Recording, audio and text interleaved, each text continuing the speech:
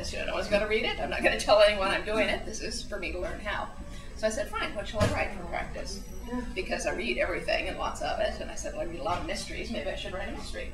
And I said, well, no, mysteries have plots. I don't know if I can do that. And so I said, well, what's the easiest possible kind of book I could write for practice?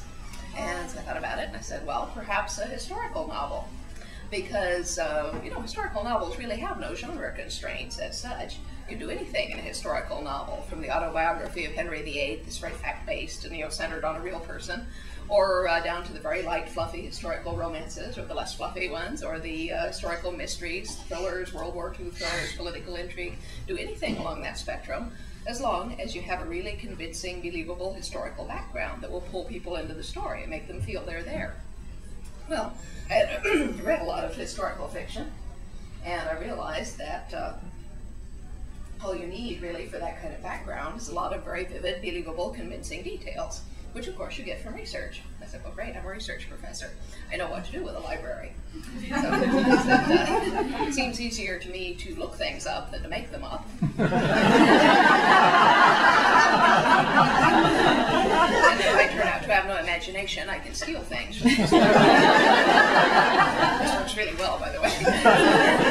So I said, fine, historical novel. Well, the next question, of course, is where we're going to set this historical novel. Because I have no background in history, just the 6 hours of Western civilization they make you take as an undergrad. So one time will do as well as another. So I was looking for a time and a place to set this book. And I was thinking, well, Italian Renaissance, American Civil War, these are all nice, romantic, interesting periods. And I said, well, I don't know. And so I was just thinking, and I happened to see this this really old rerun of Doctor Who on public television. I think some of you are familiar with Doctor Who. For those of you who aren't, it's a really, really old, it's been running for 40 years at least, British television show, which in the UK originally was done for children. But the premise here is that the Doctor of the title is a Time Lord from the planet Gallifrey, who travels through space and time having adventures, and along the way he picks up companions from different periods of Earth's history. Well, in this really old show I was watching, he had picked up a young Scotsman from 1745. This was a 17, 18-year-old kid who appeared in his kilt. And I said, well, that's fetching.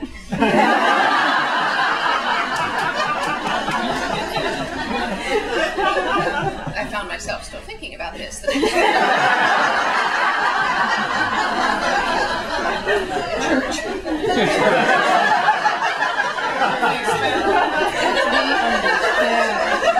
And I said, well, all right, you got to start somewhere, why not? Scotland, 18th century. So that's where we began. And at this point, it was a perfectly straightforward historical novel.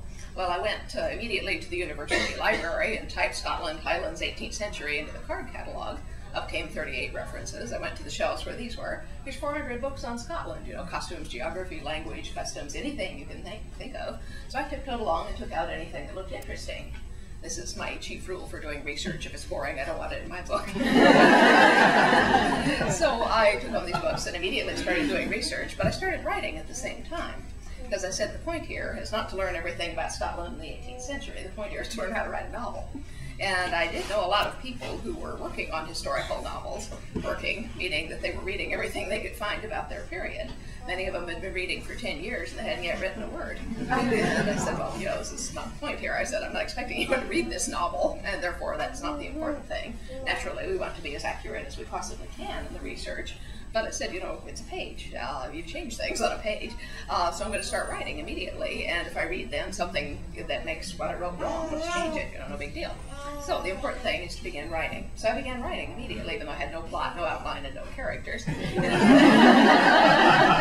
Nothing but the rather vague notions conjured up by the idea of a man in a kilt. Which is, as you will admit, a very powerful image.